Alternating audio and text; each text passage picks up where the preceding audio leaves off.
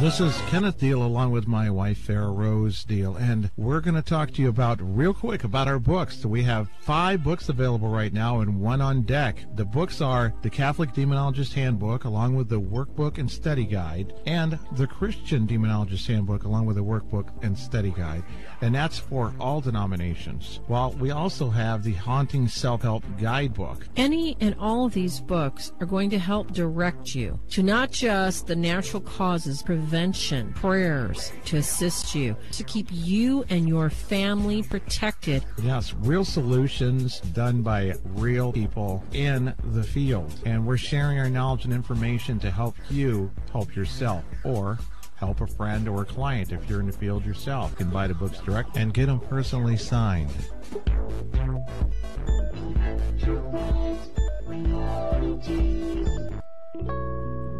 Are you looking for something special to remind you what a mystical experience prayer can be? Are you looking for something beautiful to hang in your car for protection? Try Prayers by the Bead. You'll find a variety of original, one-of-a-kind Anglican prayer beads, Lutheran, Methodist, Catholic prayer beads that are made to your specification, using our materials or your materials, made to order in just about any design that inspires you to get prayed right up. Farah has about over 100 in her inventory pre-made, and guys, yes, there's plenty of rosaries and designs for you, so to give to your father, for yourself, for your own prayer life. We have a variety of exorcism medals, including the St. Benedict cross, beads, anything for your spiritual warfare needs.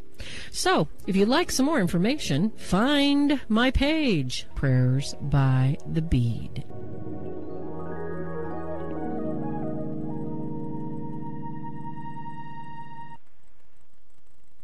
The real deals are on the air now.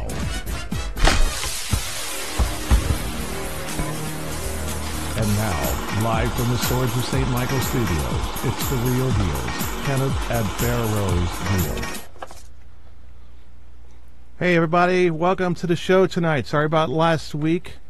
A little up and trying to keep the skull warm, to keep the sinuses in order, but we're glad to have you back with us. Part 3 tonight, huh, Farah?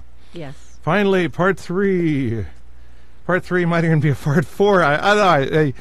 We looked at the, I looked at the script for it, which because it's from a presentation, and I think that we could probably skid by this to get to be only 3 parts and not have to make a 4th. So next week we'll go over our analysis of Amityville, and you're going to say, oh, Amityville, not again. Now we're just going to give you our take on it. What was demonic? What was perhaps, fabricated? Stuff like that. But I think we'll just start with our prayers, and after we chime in with Deb. Deb, are you on board with us? Yes, I'm on board with you, and we will all have our opinions on the Amityville. That's true. Oh, yes, we're going to get yours, certainly, so long as you can make it. You don't have to do anything next week. You're not trick-or-treating on the weekend no, after that. No, I'm not trick-or-treating, not at my age. Well, your grandson will be trick-or-treating not long, I suppose. I have the candy already. Yes. That's going to be in good shape by the time he's ready to walk around and show up at a door. Oh, yeah. Okay, hey, dear, would you like to do the Latin version of the St. Michael prayer? Oh, okay. All right, here we go. She's a little tired tonight, so everybody give her a break, and I'll give her a little bit of pep energy. I have very little. That's why I got to give her a little bit. In the name of the Father, and the Son, and the Holy Spirit, amen. St. Michael, the Archangel, defend us all in battle. Be our protection against the malice and the snares of the devil. May God rebuke him, and we humbly pray. And do thou, Prince of the heavenly host, by the divine powers of God, cast into hell Satan and all the other evil spirits who roam to the world seeking the ruin of souls. Amen. Amen. Mm-hmm. So the topic on hand is the same as it was the last 3 weeks, teens and the occult. Hey, chat crowd. I see Carolyn and Denise. I'll have to move it ahead to... and Doris. Make sure as you log in tonight, make sure you click on the top button that says live chat so that you can see everyone's questions and you can see what everyone is doing and everyone is posting. Oh, Jennifer Malik just popped in too. And Toby Kobianco. It's good to see you guys tonight. Yeah. Thank you so much for joining us. And Santo Miguel. Share our post if you can in Facebook. Bring some people in. Let them know we're ready to inoculate their very misconceptions about just about anything anyway. Yeah. So we're going to have fun tonight. Ken said we're in session 3. He's not going to go to 4, but I guarantee you, come November, we're going to probably have to hit it. This is such an in-depth study that we did for youth and the occult. There's so many aspects of it that we're only going to just, be giving you a small snapshot. We're going to try and go through it quick. And right now we're looking at the early causes and effects of people. What's that, Deb? Oh, no, I had to turn down my mic on my phone. Oh, no. All right, Deb. She's Okay. Sorry. Getting feedback. Feedback, huh? I know. Yeah. I just found the live chat. Getting feedback. We should be fine. Dun, dun, dun, dun. Okay, well, this is not where we were. Yes, it is. All right, did we finish it? We haven't even started it. Oh. We haven't even started it, so... Okay. Catching up from last show, what we're talking about is during the invitation to the occult in the earliest stages, where someone in your household, brother, mother, sister, someone, a roommate, could be experiencing different things, and you're not quite sure why, what, how, or when, and you find out for whatever reason that there's been an invitation to dabble. You look at this list and think, could this apply to what they're going through? Not every single thing is going to apply to everyone. Not every single pointer is going to mean that they've dabbled in the occult. So let's keep it real, keep it realistic, and keep an open mind, and always rely on God. Hit it, Ken. Yeah, there's another one. This section is probably more savvy. It's not so much psychology. It's more demonology, and when there's actually spirits affecting. And so we're getting into the causes and effects. Okay, hardships and misfortunes. Not one of my favorite words. It's a word used in prayers often, because even we can be potential to this by helping people, teenagers included, that have such demonic infestations or even at least vexations, temptations that are become addicting personalities or something. Hardships and misfortunes can be anything from like you suddenly get fired, you can't keep friends, family members. Your personality might change to some degree that cause this, but it seems more like it's a string of unfortunate events and bad luck. But it's not, because there's too much of it. It's an uncanny amount. Car breaks down, someone steals your cell phone, and it all happens in a short time. Yes. And give a series of events more easier than that. You have to look deep on some things, but in this thing, it's like, oh my gosh, I got some bad luck curse or something. People literally think that, even when they're not familiar with the demonic works. And anything to add to that, Miss Farah? No. Chronic and seemingly fatal illnesses, very common also. It was not adding it to the top one. Hardships, it does create medical bills, drives you crazy, you miss work, so that's more money lost there. And it's a psychological thing. When you get laid up and you don't know what it is, the doctors tell you. That's the show that we had a gentleman named Lee who ended up in the hospital. The doctors couldn't figure out what it was. That's an example. A chronic illness that almost killed him. His kidneys shut down, his liver, and he was in a coma. And we did a prayer set with him, deliverance prayers, and a blessing of St. Mar, which uses a relic of the True Cross. And he came out of it, and the doctors were mystified how he came to be this way and how he got out of it. They'd never seen anything like it, and that's what happens. Sometimes it's a little more discreet. What's our favorite one? Well, it's not our favorite, but fibromyalgia? Is that it? Now they got a name for something we've seen in people. There's quite a few of them, and the majority of them are basically food-related illnesses. The problem is that sometimes when we give an invitation to the demonic decides to take what he has available and really twist you into absolute submission by taking away any health you do have left. Yeah. You've been having a sinus pain. That can kind of weaken your spirit, to say the least. I miss church during the week, and on top of everything else, it doesn't make you feel like you're all blessed. Let me tell you, you gotta pray a lot. And the chronic illness could be something as simple as getting nosebleeds at the same time every day. The chronic illness could also be something as you get a stomach ache every time somebody in your household cooks, even though there's nothing wrong with the food. They're just that's not necessarily usual, but it's actually unusual symptoms, whereas something that you would notice is out of the ordinary. Yeah. And the ones that I know are not in the state of grace, of course. Yeah. Exactly. Okay, night terrors at 3 a.m. Oh, I'm sorry, I skipped over. Personal relationships, family relationships. I kind of said that as a hardship and misfortunes, Farah. Anything to add to that I might have looked over? To personal relationships, you can't seem to, like, you're a young girl and you can't seem to keep but it seems like that happens all the time anyway. Everybody's got bad because taste. what we usually see in oppression cases is that people purposely pick fights with other people, or they purposely avoid people that could help them get out of the situation that they're in. One or the other. Yeah. They either avoid I agree with you, or they Sarah. aggravate on purpose because they can't help themselves. They're being oppressed. Yeah. And for them to be in a position where they might get help, or they might get some sort of positive good vibe prayer, somebody loving on them, can't have any of that. They're going to have to run to the other corner and cause havoc. Remember, That's these are really important. These are all the fruits of the teenage occult dabblings as well as adults, but sometimes teenagers, there's a different strategy. Yeah, teens, have a lot of other different layers too. But go ahead with night terror so we can get through this page. Okay, night terrors. That's what my mom used to call them, and she didn't have the clue, but she gave me the same That was her thing. name for you, night terror. Well, I guess so. If I wake her up in the middle of the night, screaming at her, and help me, a ghost is trying to kill me now. 3 a.m. wake up, that's a common time zone, and so it's 3 a.m. I'm not waking up at 3 a.m., I'm waking up at 2 a.m. And you said, okay, what time is it on your clock according to daylight savings time versus... I have another hour to go. Exactly. Like if you wake up, remember it's fall back and spring forward. So right now, our clocks are going to be soon going back an hour. Right now. Oh, no. And that's supposed to be the normal time. Farah. What?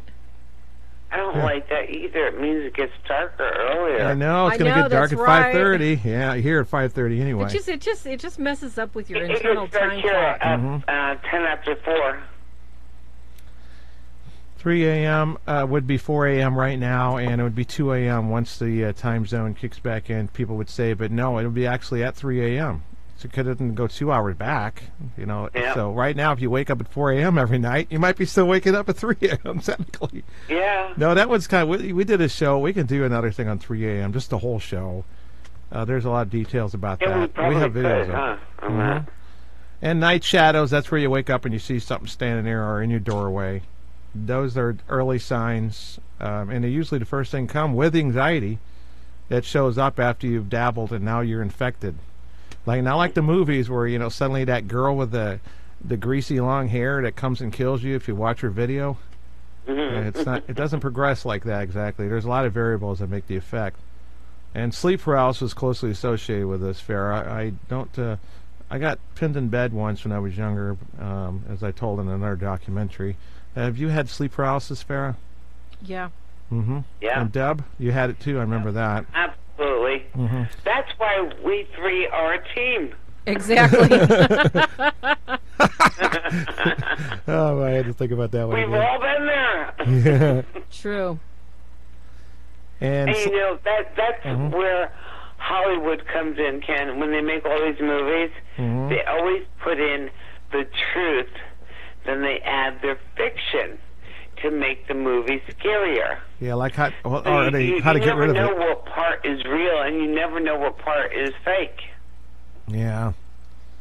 That's too bad, too, because we get disappointed all the time seeing, hey, finally it's being portrayed. Yeah. Or how about when they make up a really stupid solution and you're going outside and you're trying to gather rocks to put over a hole and having an Indian come over and blow smoke in it? That's how you're supposed to deliver evil spirits on your property. Well, this one we're talking about right now about the erotic dreams, we actually had a case that this young gal, as young as 11 years of age, who supposedly had not been molested or anything else, was having sexual dreams. It started her sexual promiscuity.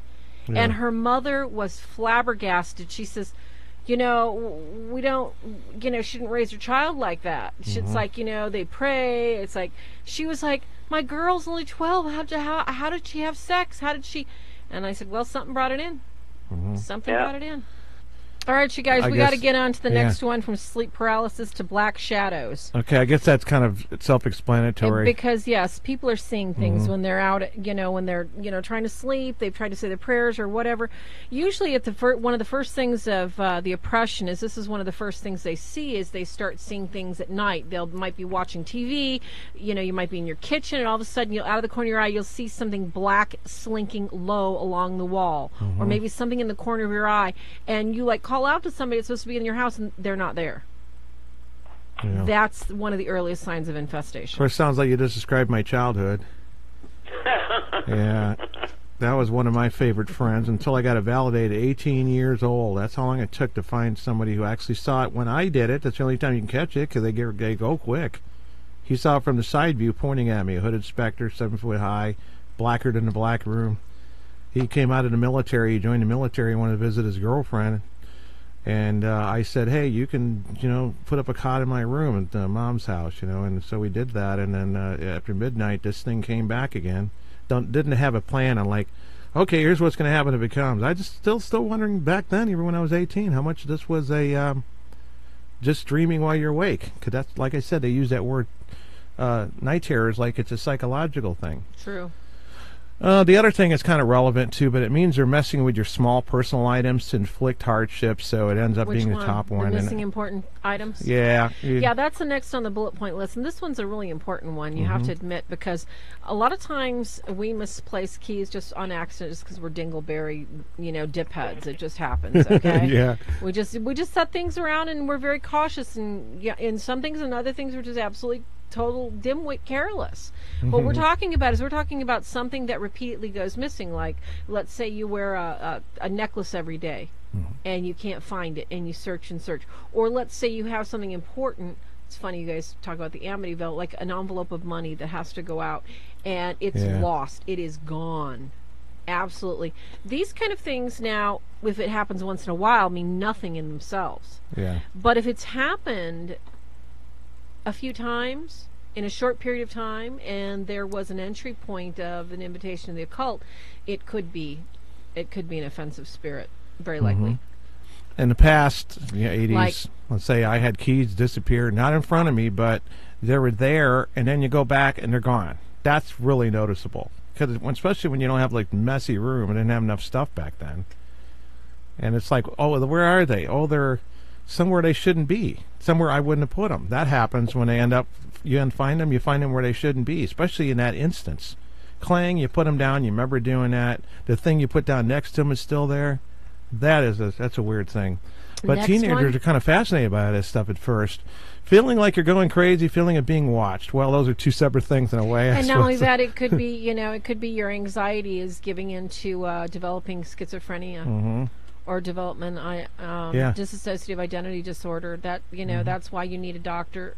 Anxiety and depression settling in. That is one of the first things that you notice about somebody that's undergoing any kind of oppression is they're anxious. They can't sit still. They talk fast. They talk too slow. Their eyes are looking in furtive directions. They're expecting something. And then the last one, you guys, the lack of interest in interacting with others as if they wouldn't understand. The reason why this is included here and not up above is because this is different on a relational basis with people that you know very well. They're usually going to be the first ones to notice that you're acting like a dimrod, and you're just being aggressive or ugly or mean, or they're noticing that you're pulling away. We're talking about casual relationships, such as with your postman, your beautician, people you see at class, and it's almost as if they don't, where before you would nod and just say hello and goodbye, there's really nothing there. So it's almost as if you're giving everybody the cold shoulder because they have no idea what you're going through. They have no idea the nightmares that you're seeing, so you don't want to interact with their happy, normal life. That was well said. The only thing I'll add before the next slide changes, and that is we noticed that anxiety, that you can get pretty extreme anxiety, and they can mess with your nerves and this other stuff at some point when you get oppressed. It will push it to symptoms of different forms of schizophrenia, paranoia, the dissociative, schizoaffective disorder to some degree. We're not really sure, but we always found out that hardships and misfortunes can go to nervous breakdowns, and then you'll end up with these other underlying symptoms. But the voices, when they identify itself as a third party, that's another thing. But teenagers are going to be more vulnerable. We suspect because they're younger. They're not adults. Exactly. They're already trying to not be, it's like I read an article the other day that says that there's a loneliness thing still. It's huge with teenagers. And you're like, huh? Teenagers? You're forced to go to school?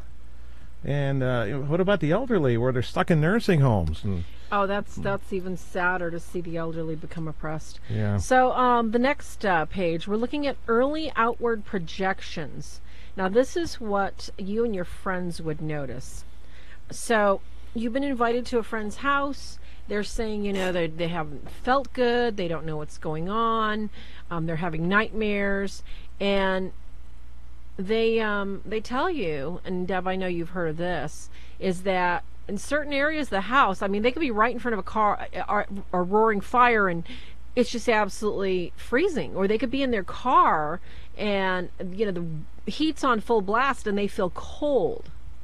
And in early infestation, what we're talking about here is that it's really not noticeable because you're still in a positive and you're still forward and you're still focused on your life. And then as the infestation starts stealing little minutes of your night, of your sanity, of your peace, then all of a sudden your body and your spirit just becomes almost so sensitized that even somebody walking in the room can change temperature, and you're just growling at them for Hey, we've got somebody that stayed up till 2 a.m. Assad, thank you for joining us. A big shout out to our friends in UK, Poland, and some of the people that were just saying they were going to listen tonight. Australia, all of our friends all over the world. Thank you so much. It's so good to see you. Hey, we see you. Thank you for listening. Oh my God. I know, isn't that sweet? He stayed up till 2 o'clock in the morning in the UK. Makes me so happy. That's so sweet. Okay, so onward and upward, we're going into the stenches and forgetfulness. Now, when somebody's being oppressed, as if, the heat and the cold and them not being comfortable isn't bad enough, they start smelling things that are so vile and so disgusting that they just want to vomit, but nobody else smells it. That's the problem. It's only them. And other people are like, I don't know what's wrong. And you see them spraying Lysol or anything to get rid of the odor. But it's not going to them. So, if you notice your kid like really dousing something with anything, that Body Axe deodorant or anything else, that's just not right. There's no reason for them to do that whatsoever. Yeah, that's a cursed symptom too. Very much so. They won't be in the house. The house isn't. They are. They're haunted. They're like their own house haunt. Yeah, and the stenches could be like the smell of death, not so much a burning, decaying smell, like when people's hair gets burned by mistake, it has this different smell, and smells of, I'll just say sex, and the other one would be a smell of like the sewer system, sulfur, and those are the most common. That's not all of them. There's some other ones, but those are the most common ones. And the spirit usually relates to it. Spirit of death and violence will smell like a corpse sometimes, because death and smell of corpse and forgetfulness and changes in memory, and then you can go into your forgetfulness. When we talk about people being forgetful, we're not talking about we had a date this weekend. Not that kind of forgetfulness. We're talking about immediate forgetfulness. We're talking about a whole day is missing, or a whole class time is missing. Time capsules of their life just aren't there, and they look puzzled, like, well, why can't they remember? Or they start covering it up because they don't know what's going on, and they're like, oh yeah, I remember. So they blow you off real quick. When you know, you know they don't have any memory of it, and that's when it's really starting to set in. When they start losing chunks of time, this is when it's starting to get really, really bad. Teenagers are already vulnerable because of hormones for some of this, but you'll notice this is over the top. And of course they can have this because of hangovers, but you'll know those other elements are there. Drugs and that sort of thing can cause this, but you'll probably notice that's there instead of just like don't want to recognize it, so you turn the other way. Don't do it on this. I'm telling the parents.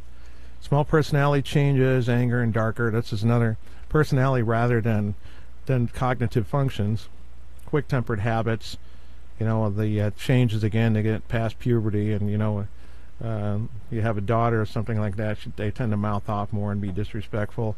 We're not talking about that. We're talking about these things that would be alarming, say, if they happen in your husband. You know these kids.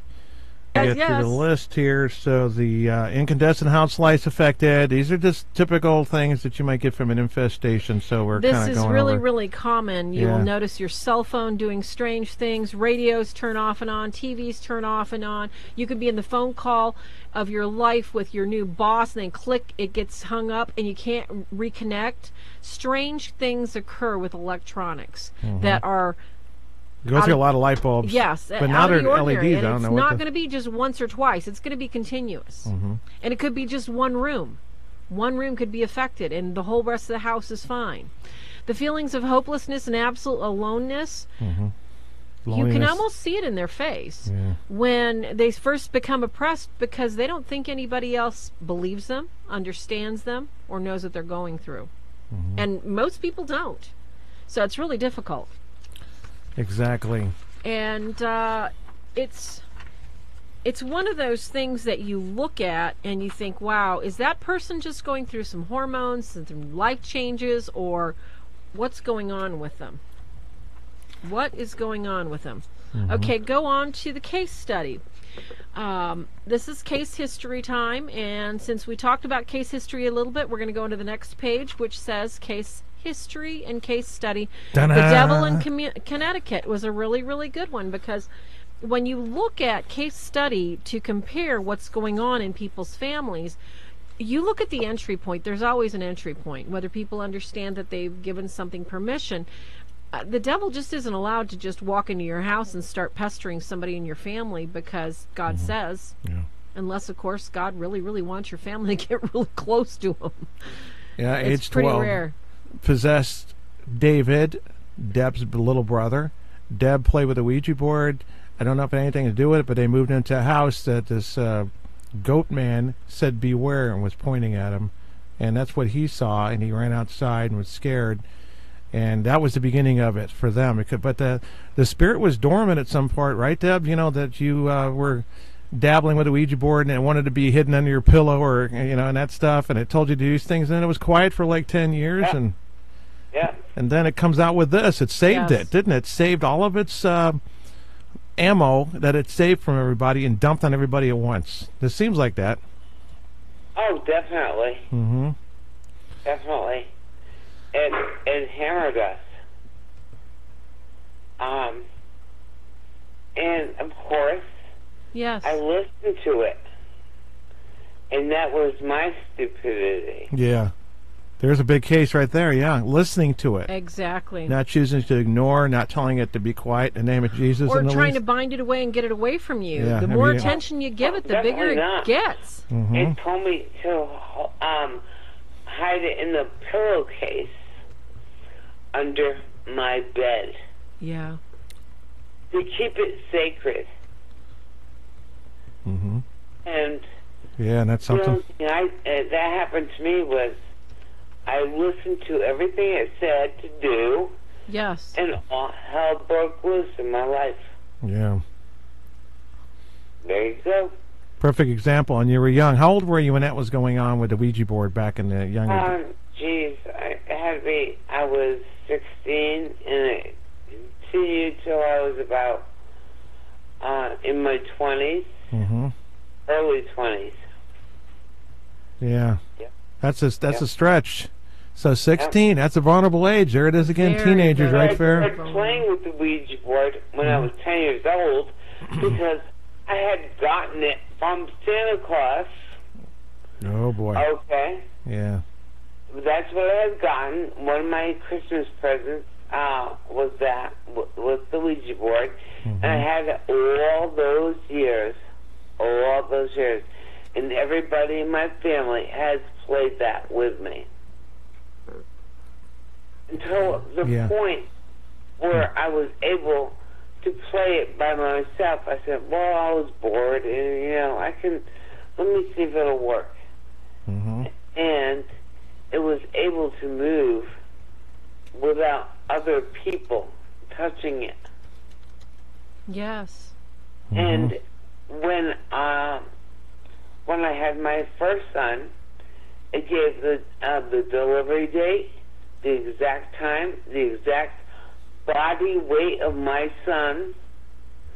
But you have to remember, the devil will give you the truth with lies to come.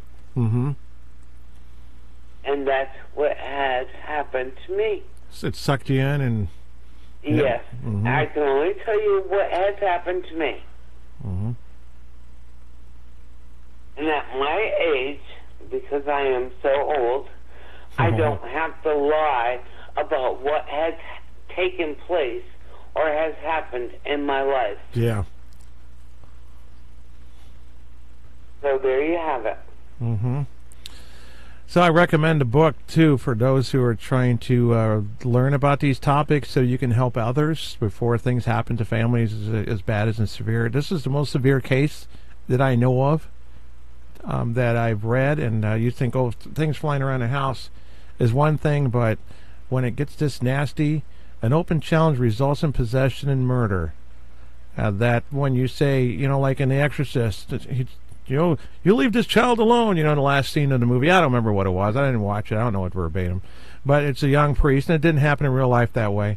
He challenged the spirit basically and says, take me, and so he gets possessed, and he jumps out of the window and breaks his neck in the bottom of the thing. So you think in the original one anyway.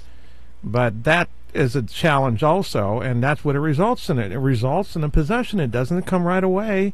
It may not come for a few years. Of course, I don't know if there was a case where it took several years for it to pop in there. Mm-hmm.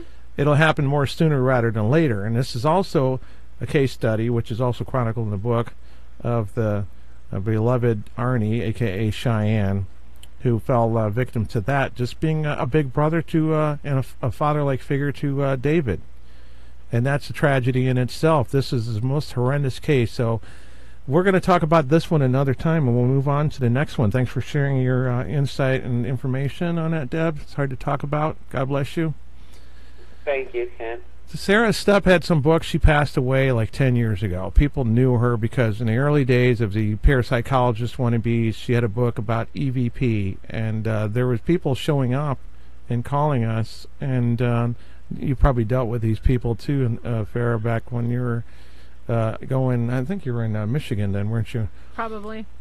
The dangers of EVPs is that example, Bill, considered to be an EVP expert. You don't know to what degree. They were on radio shows or what. He listened for audio anomalies like everybody does, and they did on Ghost Hunters because it was early 2000 when I got a hold of it. So popular. Yeah. He began to hear these spirits without devices one night. Teenagers fall for this because TV, and they're likely to do this at slumber parties, the girls or the guys. If they said, well, I think the house is haunted, they're going to be tempted on some level to do too. This is one of the reasons why we bring a lot of these up, because they're going to be more tempted, perhaps. Yes. Bored teenagers. The voices oppression, as I say here, is all too common, and it is. And of course, it gets diagnosed when you go to the atheist, which typically parapsychology is atheist. It's people that don't believe in God, don't put them in the equation. They call it a placebo when you do an exorcism, and it works. Mm-hmm, exactly. But the voices they always call dissociative paranoid schizophrenia, or it could be schizoaffective disorder. Another case of, that's what they called the kid, and he was that way since he was 13. And Father Chad Ripminger, the exorcist of now in Colorado, one of the dioceses. I always get Denver. I think it's Denver, not Boulder. Yes. He said several times that about 80% of the insane asylums would be emptied if they all had an exorcism done on them. And I think that is a very relevant thing to consider, although we know how people break down and they give up. So there's a spiritual and a mental going on. It's hard. It's really, really hard. A legal right was given to this manifestation because he had a desire to hear the EVPs. He was looking for them. And when you desire something, that is given an invitation in itself, isn't it, Farah? Oh, completely. On the next one, let's see, Farah. This is the hardest area that people, really kind of like scream about, looking at the seriousness of, how, our children or how our friends, neighbors, how people get invited into this stuff. And when you look at, what are the normal and natural things that we need and we look for in life, This is how Satan comes and finds us, you know, the three natural desires which God gave us. Sex, you know, and if it's, you know, if it's right ordered to love people and people haven't been abused, they look for affection, they look for marriage, they look to have children. And if it's disordered, if they've been abused, if they've been raised in a family that, you know, practices witchcraft or the occult or anything like that, their whole idea of sex is going to be an anomaly. It's going to be pornography. It's going to be promiscuity. They can't wait to get out there and go do it. Just absolute everything they lust after they have to have, and it just doesn't matter. There is no end to what they're going to lust after. Pornography is just the beginning of the dissemination of their mind, and Satan loves this kind of stuff. And food, oh my gosh, Satan knows we all love to eat. We all love our wine. We all love our pot roast and everything else. So if we are raised in a household, and if we're nurtured in a household where, you know, food isn't, oh, well, if you're good, you get a treat. Food isn't looked at as a reward system or something that, you know, is, well, I don't feel good, I think I'm going to eat half a quart of ice cream. Depending on the home that these people come from, if it's happy and it's healthy, there's going to be balanced eating. People are not going to be overweight. They're not going to be, they're not going to have trouble, you know, putting away food. But if it's disordered, there's going to be a lot of illness. There's going to be obesity. There's going to be health issues. There's going to be disordered eating, bulimia, anorexia, that sort of thing. And that's very common. It hits girls usually about 10, 11. It used to be we weren't seeing it until they were like 15 or 16. Now it's hitting as young as 9 and 10. These girls are looking at these beautiful bodies on TV and they're like, I've got to be like that. And then they eat a whole bag of chips and then go throw up. It's so incredibly sad. So when you're looking at food, it's a tool. And the devil knows, come on, have that chocolate cake's in there. It's got your name on it. And just like Deb, you were saying, you got good voices and you got bad voices. Knowledge. Now, as we seek and see, you know, children and young people and people grow and learn and try and develop in this world, knowledge is a big one. Because the easiest person to deceive is that person that thinks they know it all. And Satan knows this. So there is a natural desire that God put in us to know him and to love him and to yearn to know more about him and be in relationship with him on a daily basis.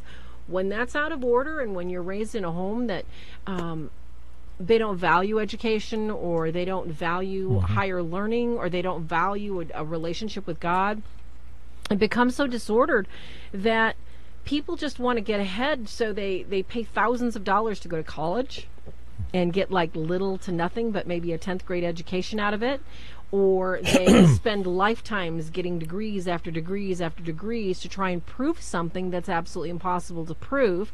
And Satan uses this to twist their lives and lets them believe that they have to have something they really don't need. So, you know, their natural desires turn disordered.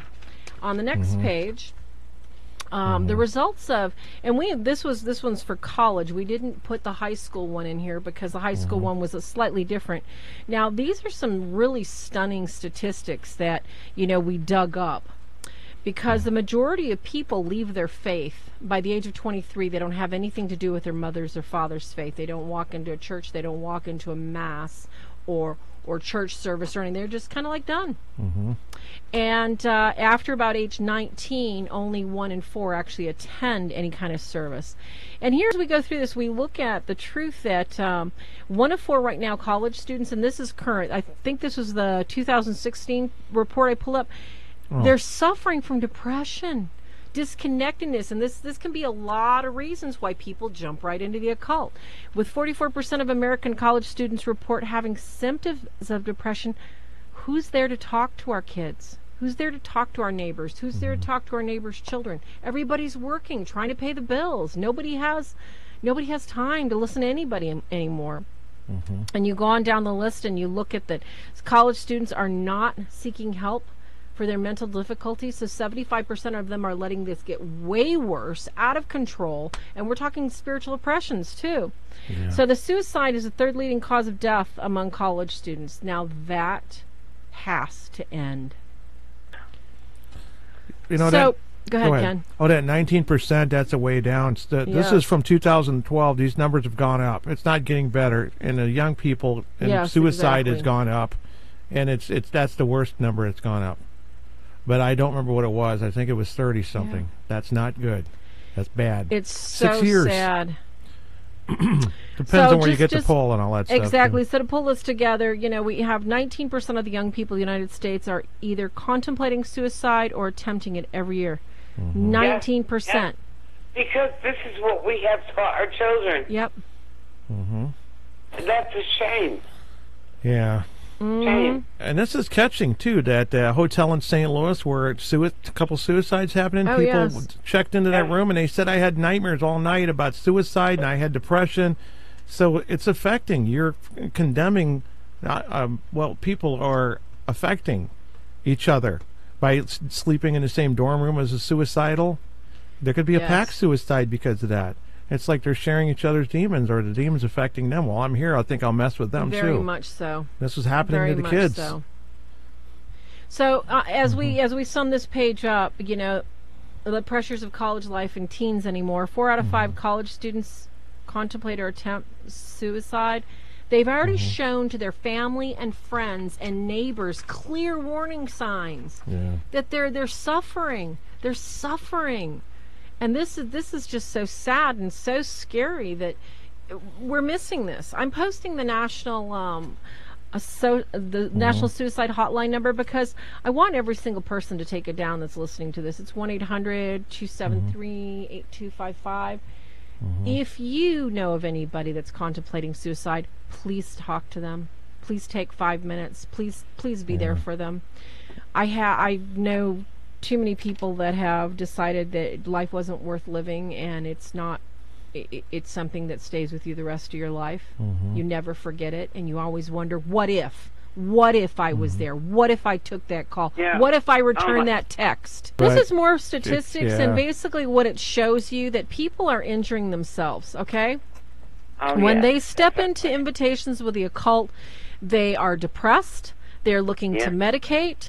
They're either biting, cutting, hitting, pulling, tearing hair out on a regular basis, and you don't even see it. You don't even notice it. Somebody could just look like they have a nervous tech in class and just be pulling their hair, and they're actually rolling up the hair, putting it in balls, and putting it in their pocket. Oh my gosh, I saw this kid one time at a youth group take her jacket off, and there's balls of hair falling out. And it's just struck me. The girl is pulling her hair out, and nobody's noticed it. She had a bald spot on the back of her head. It just made my eyes cry. I was like, oh my gosh, how do you approach these people? Oh, exactly. Let's go to the next one, Ken. Okay. So we just introduce ourselves, and we say, hey, this is me. This is my phone number. If you ever want to talk, I'm here. Now, the progression of invitation in spiritual, supernatural invitation, this is the first thing that these kids, they choose because of depression, sadness, suicide, aloneness. Maybe they have a parent that they don't have a relationship with. Maybe they have a relationship that's just fallen apart. They choose to try an occult practice to try and solve a problem. They're looking outside of themselves instead of inside of themselves and saying, hey, God, I can't deal with this. They're looking outside. So it makes it easier to choose casting a spell, getting their tarot cards read, whatever it is, whatever sin it is that they choose to walk farther away from God. This is the beginning of the whole house of cards falling.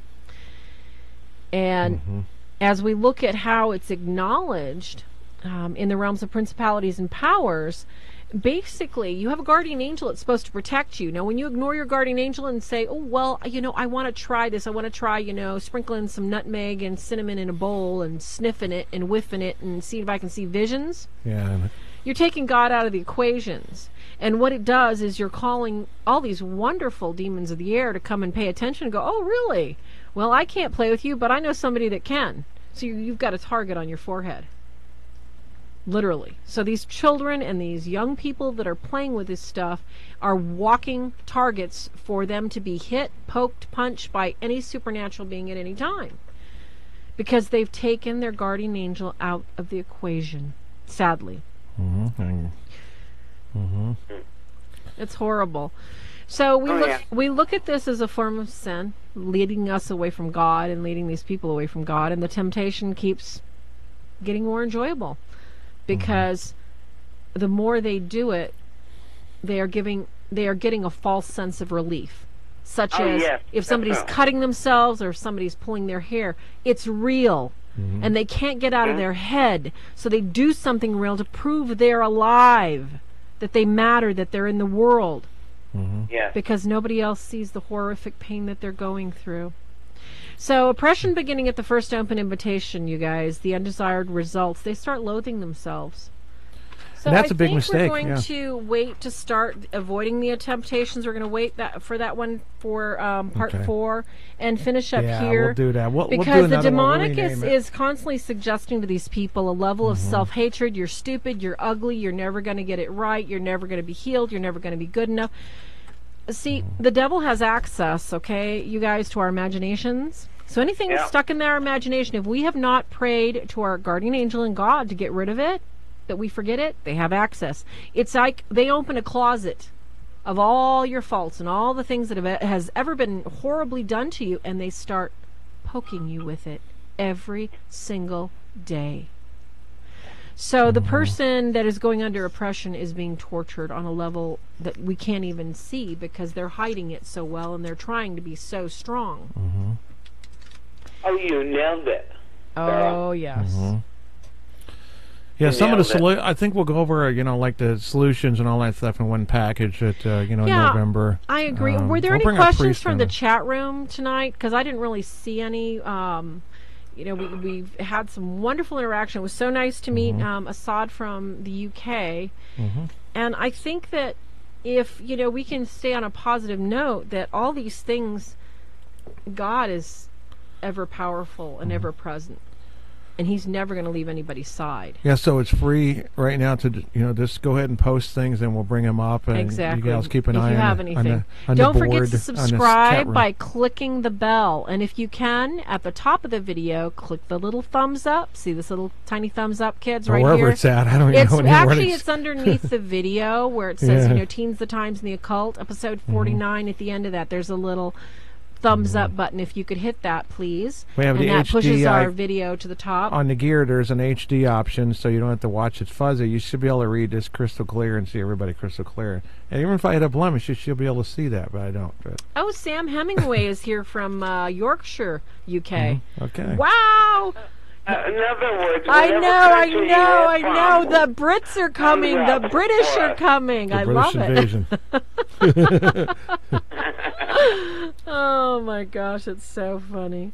Some of the things we can mention at the end, of course, is the what do you do as a parent? Sometimes it's like the spouse. They call it the Jezebel spirit when it's the gal, and it's just a wayward spouse. And even in church people, it's like, what's wrong with your wife? She's used to volunteer and now she's listening to, like modern music, that young people listen to, and all these things are present.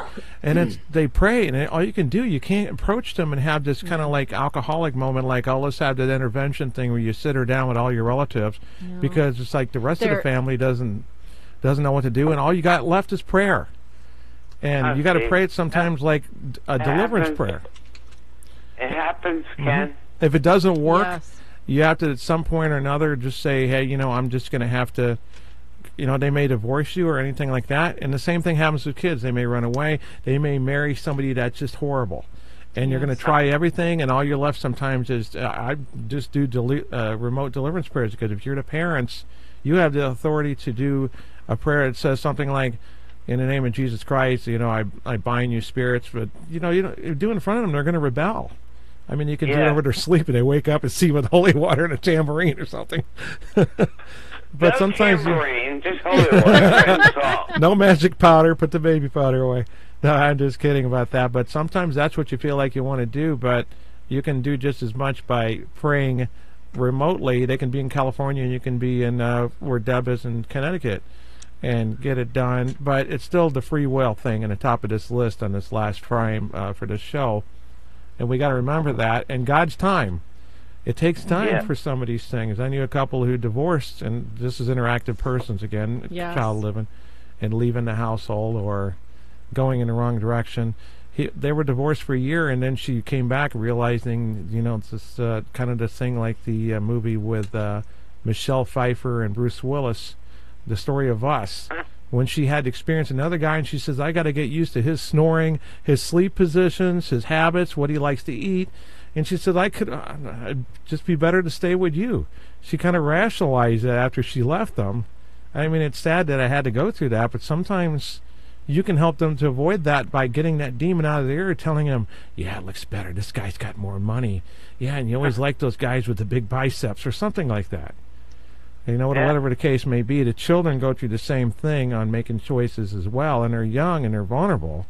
And that's like what they call a 7-year itch when it happens in a marriage, and happens a few times. And children have their stages, you know, and they're children, us at 26 still, when they go through the age and they go in another age, and then they get through a certain point. Next thing you know, they're going through a change of life or menopause or something. And it's like, no, you can't pull that anymore. Now you go through menopause, and then it all comes back again. You get tempted like you're a teenager again, because that's a lot of ages where people leave their spouse. So it's like it's all over again. If you don't get it done when you're a teenager, you're going to be faced with it all over again when you're in your 40s or 50s, and it's going to be worse if you're not praying. It won't really be existent so much if you're not. But I think the trial, it's almost like it's a rite of passage to get to that age. Then you get these kind of trials, and then if you pass them like my parents did, I didn't really notice anything, you know, so they must have struggled with it and hadn't done anything. Nobody cheated on each other. I remember Dad looking at old photo albums with a magnifying glass. It's like he suddenly realized we're a bunch of old fogies now. But he didn't go and cheat. So be strong in your faith as a teenager even. Raise them as much as you can, you know, on the religion and the faith. Don't feel like you got to overexpose them to the real world to make them tough. Exactly. You got to grow them tall in the faith. And they can withstand anything, even the hurricane that just hit Florida. Prayers for the Florida and the coastline, the panhandle, the people and the devastation in that area. Pray for their souls. Oh, exactly. It's so sad. So that's the next 2 shows, isn't it, Farah? Yes, it is. We've got some Frighttober shows coming up where we're going to dissect just the core principles of what was going on and give our opinion, you know, as if we were the investigators. And Assad asked a question, are there any prayers in Latin translated in English available on our website? Not right now. Ken is constantly working on that website. We do have a lot of really, really, really good prayers on there, especially renounces, breaking curses prayers if you need them at www.swordsofstmichael.org, and it is in the Haunted Help section to find them. And they're good. I want everybody, please, tonight, if you've watched this and if you know anybody in crisis, please make sure you take note of our national hotline for suicide prevention, 1-800-273-8255. What's that, Ken? Oh, I was gonna type it in real quick. I don't know if I have. I already typed it in. I put it in there. The chat room? Okay. Yes, I did. The chat room autoplays in real time when you go and check this video out. So if you come back at a later time and look at the archive, it'll be in the chat room too. Can you do me a favor real quick, Ken, before we end the show? Yes. Can you put the image of St. Michael up? I'll put the montage slide up because Assad came specifically because he heard the St. Michael prayer in Latin, so I'd like to pray it for him tonight. Okay. And Let's I want do to it. thank That's God. our patron saint of our radio show. I want to thank God for him for coming and, you know, for God leading him here. In the name of the Father and in nomine Patri et Filio et Spiritus Sanctus, sic erat et principio et nunc et semper et saecula saeculorum. Sancta Michael Arcangele, defende nos in prelio, contra nequitiam et insidiis diabolio est presidium. Imperet ide Deus, supplicis de peccamur, tuque, princeps maletia, celestis satana maliosque, spiritus malignos, qui ad perditionem animarum perurgantur in mundo define, virtute in infernum detrude. Amen. Amen. Gloria Patri, Filio, e Spiritus Sanctus. Don't forget, kiddies, the battle's been won, and we're here to help you fight the fight and have some fun. We're the real deals. Join us again next week. Thank you so much to all our friends out there who joined us. Don't forget to give us a like. Click on the subscribe button. All right, kiddies in UK, get some sleep. We'll see you next week. Thanks again. Love you, Deb. Sweet dreams. Good night, everybody. Next weekend, good night, everybody. And the All Souls Day special, talking about the purgatory spirits, ghosts, and that'll be that whole hour on that one. See everybody. Good to be back. Take care. God bless.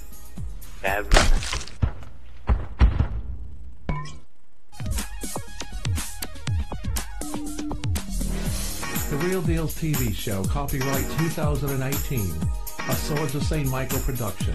Any unauthorized duplication or rebroadcast or retransmission of this broadcast without the express written permission of the Swords of the Saint Network or that of Kenneth and Farah Deel is strictly prohibited.